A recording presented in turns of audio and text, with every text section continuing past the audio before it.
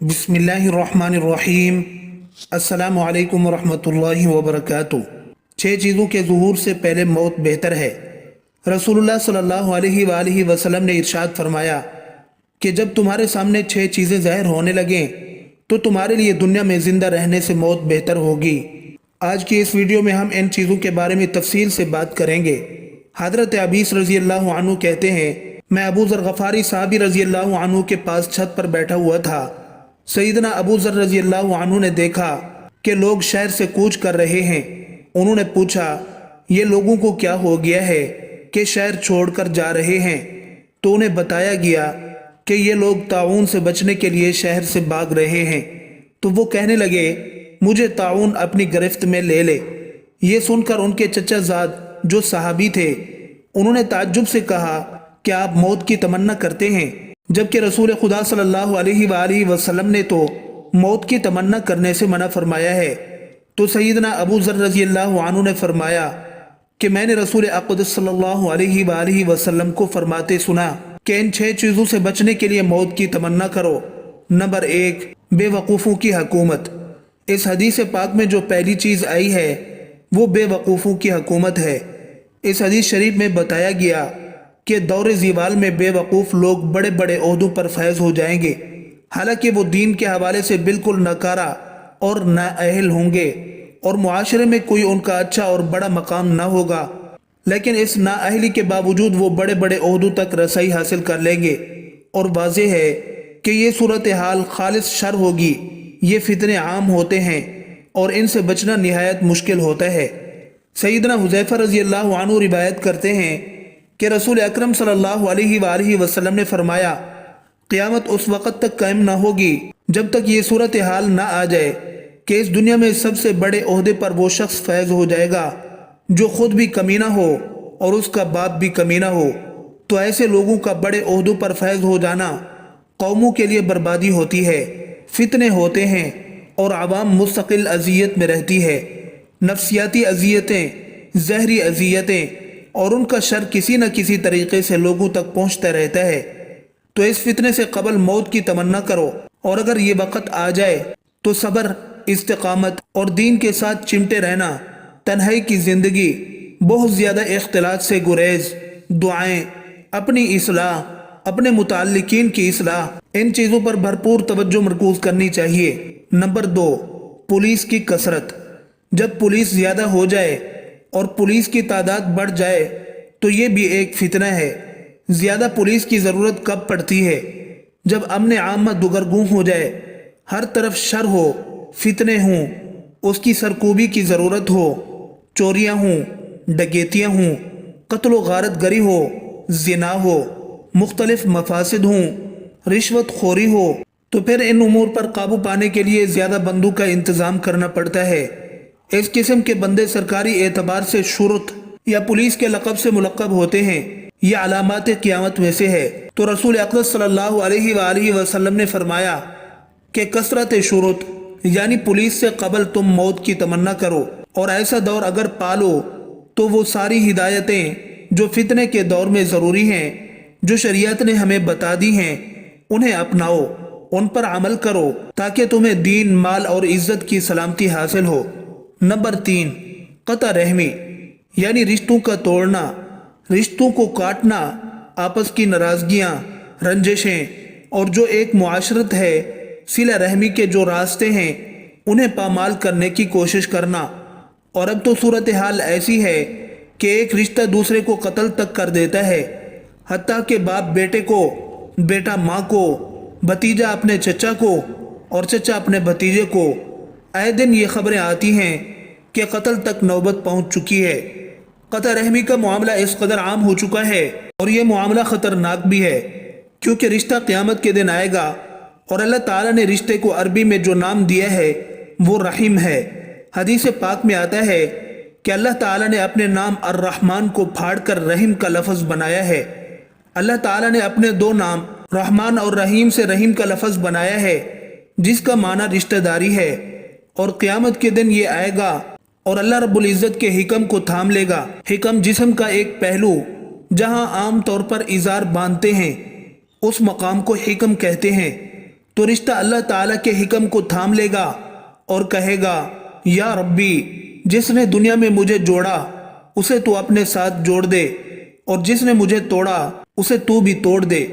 یہ معاملہ جب اللہ تعالیٰ کے سامنے پیش ہوگا تو اللہ تعالیٰ ان لوگوں کو جوڑ دے گا جن لوگوں نے دنیا میں رشتوں کو نبھایا، اور ان لوگوں کو توڑ دے گا جنہوں نے رشتوں کو توڑا، الا یہ کہ رشتوں کو توڑنے کے شرعی اسباب نہ ہوں۔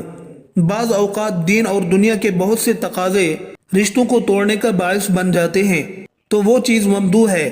رشتہ توڑنے کا کوئی شرعی سبب نہ ہو، بلا وجہ ہو، دنیاوی اسباب ہوں، تو قطع رحمی بھی اس زمین پر بڑے فساد کا موجب ہے۔ رسول اکرم صلی اللہ علیہ وآلہ وسلم نے فرمایا کہ اس وقت کے آنے سے قبل تم موت کی تمنا کرو، اور اگر یہ وقت پالو تو تم اس میں ملوث ہونے سے بچو، کیونکہ یہ فتنہ ہے، اس ہلاکت سے تم اپنے آپ کو بچاؤ۔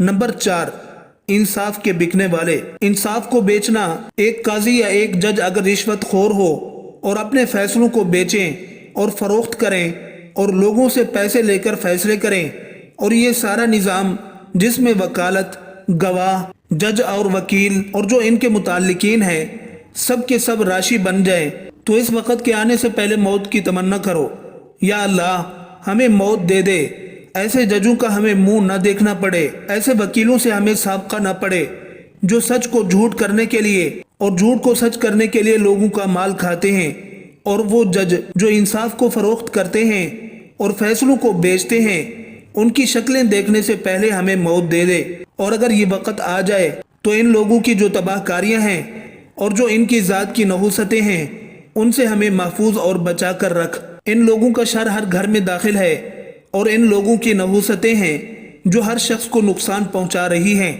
اور جو لوگ اس میں مبتلا ہیں وہ اس حقیقت کو جانتے ہیں۔ توبیع الحکم، یعنی انصاف جب بکنے لگے، یہ معاملہ جب آئے تو اللہ تعالیٰ سے موت کی تمنا کرو۔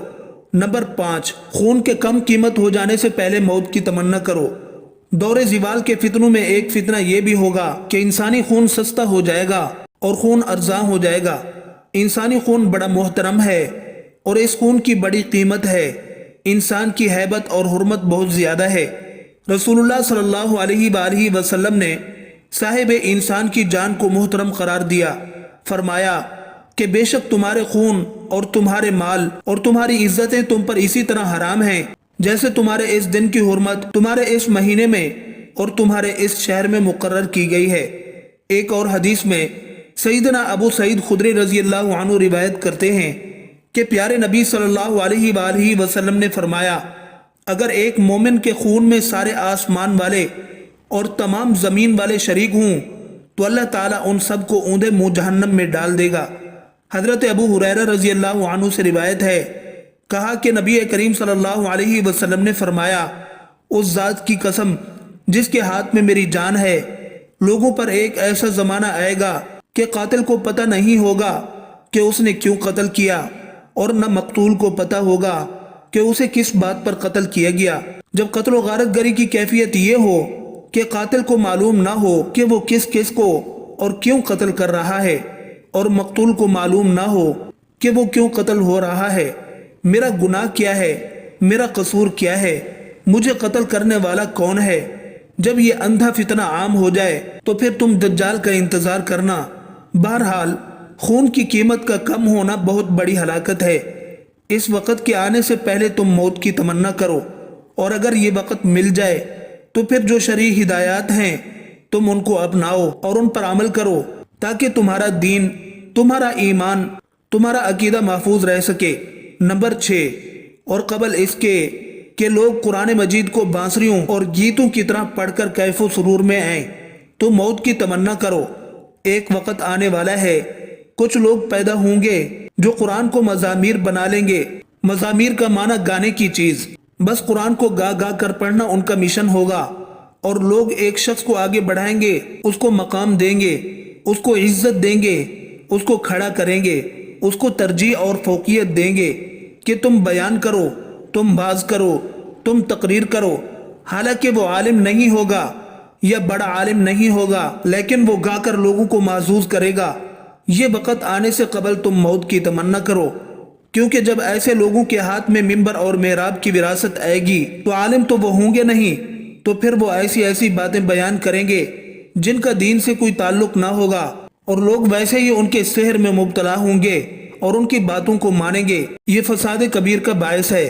فرمایا کہ ایسے لوگ جب پیدا ہو جائیں جو قرآن کو محض مزامیر بنا لیں اور گانے پر اکتفا کریں، راگ رنگ ان کا منہج اور مشن ہوگا، اور لوگ سن سن کر محظوظ ہوں جب لوگ ان کو آگے کریں، ان کو ترجیح اور تقدیم دیں، اس لیے نہیں کہ وہ عالم ہے بلکہ اس لیے کہ وہ گا گا کر پڑھتے اور سناتے ہیں اور لوگ اس میں مست ہوتے ہیں۔